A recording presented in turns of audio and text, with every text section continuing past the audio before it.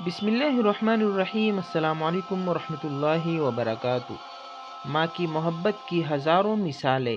اولاد اپنی ماں کی محبت کے اکثر واقعات بیان کر کے ان کو خراج تحسین پیش کرتے ہیں۔ کوئی یاد کر کے روتا ہے تو کوئی یاد کر کے ماں کی محبت کے درد برے واقعات سنا کر باقیوں کو بھی رلاتا ہے۔ یہ تو عموماً سننے میں آیا ہے، لیکن جو واقعہ میں آپ کے سامنے رکھ رہا ہوں، اس سے پہلے تاریخ انسانی میں شاید ہی ایسا کوئی واقعہ رونما ہوا ہو۔ یہ واقعہ ایک ایسی ماں کا ہے جو اپنے وطن سے نکالی گئی، جنگلوں، بیابانوں اور صحراؤں کے سفر طے کر کے جب کشتی پر بیٹھ کر سمندر پار کرنے لگی تو سمندر کی لہروں نے مشکلات کا یہ سفر ہی سمیٹ دیا۔ کشتی الٹ جاتی ہے اور سفر کی تہ میں ماں کے اپنے شیرخوار بچے کو سینے سے چمٹائے 10 دن کی پرانی لاش برآمد ہونے پر غوطہ خور رو پڑے۔ بین الاقوامی خبر رساں ادارے کے مطابق اٹلی میں تیونس سے آنے والی تارکین وطن کی کشتی 10 روز قبل بحیرہ روم میں ڈوب گئی تھی۔ غوطہ خوروں کی ایک ٹیم کو سمندر میں 60 میٹر گہرائی میں کشتی کے ملبے میں ایک خاتون کی لاش ملی۔ غوطہ خوروں کا کہنا ہے کہ ماں نے اپنے بچے کو ڈوبنے سے بچانے کے لیے اپنے سینے سے چمٹائے رکھا ہوا تھا اور 10 دن بعد بھی ماں بچہ اسی حالت میں مردہ پائے گئے۔ اس منظر نے انہیں رلا دیا۔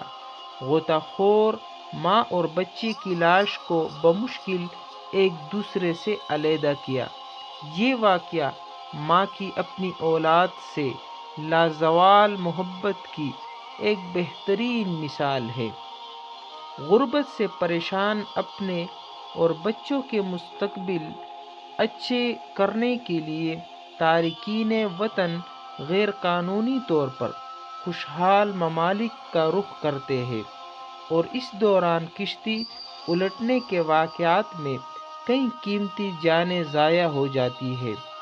ساحل پر مردہ پائے گئے شام کے اعلان، میکسیکو کے باپ بیٹی جو ایک دوسرے سے لپٹے ہوئے، اور اب بحیرہ روم کے اس واقعے نے دنیا کو جھنجھوڑ کر رکھ دیا ہے۔ واضح رہے کہ 10 روز قبل تیونس سے اٹلی جانے کی کوشش میں کشتی بحیرہ روم میں ڈوب گئی تھی، جس میں 50 افراد سوار تھے، جن میں سے 22 کو بچا لیا گیا تھا، جبکہ 28 مسافر ڈوب گئے تھے، جن میں اکثریت بچوں اور خواتین شامل تھی۔ وہ دن بھی مجھے آج بھی یاد ہے کہ میں ماں کے ساتھ بازار گیا ہوا تھا تو کلائی پہ باندھنے والی ایک گھڑی پر دل آ گیا۔ میں نے ماں سے ضد کی مجھے گھڑی خرید کر دیں، لیکن گھڑی مہنگی ہونے کے سبب ماں نہ دلوا سکی، اور ہم ضد کرتے روتے روتے ماں کے ساتھ گھر آ گئے، اور گھر آتے ہی گھر سر پر اٹھا لیا۔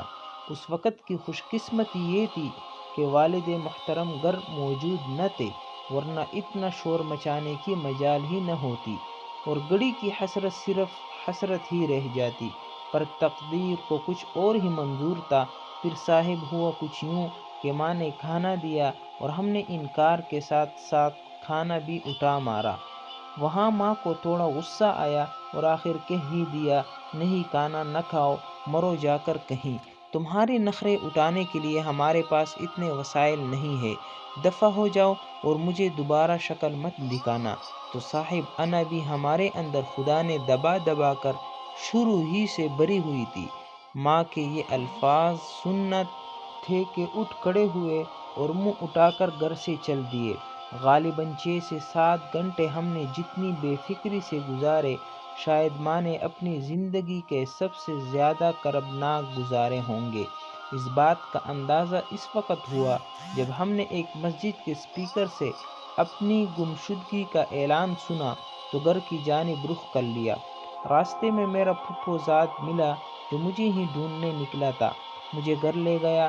جاتے ہی کیا دیکھا، ماں ایک ہاتھ میں گھڑی، ایک ہاتھ میں کھانا، اور آنکھوں میں میری نادانی، یعنی آنسو لیے بیٹی میری راہ تک رہی تھی، مجھے دیکھتے ہی گلے سے لگایا، ماتا چومتے ہوئے گھڑی باندھی، کہا تم نے دوپہر سے کھانا بھی نہیں کھایا، کیا حشر کر لیا اپنا، اور جو کرنے کا حکم مجھے دیا تھا اپنے اوپر لے لیا، اگر میں مر جاتی تو تم ساری عمر گھڑیاں ہی پہنتے، میری کوئی فکر نہیں تم کو۔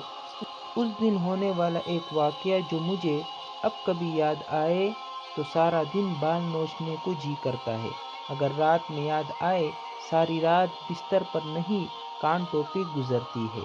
ہاسٹل میں رہتے ہوئے جی کرتا ابھی اڑ کر ماں کے پاس چلا جاؤں اور سر پیٹ پیٹ کر انہیں قدموں میں جان دے دوں۔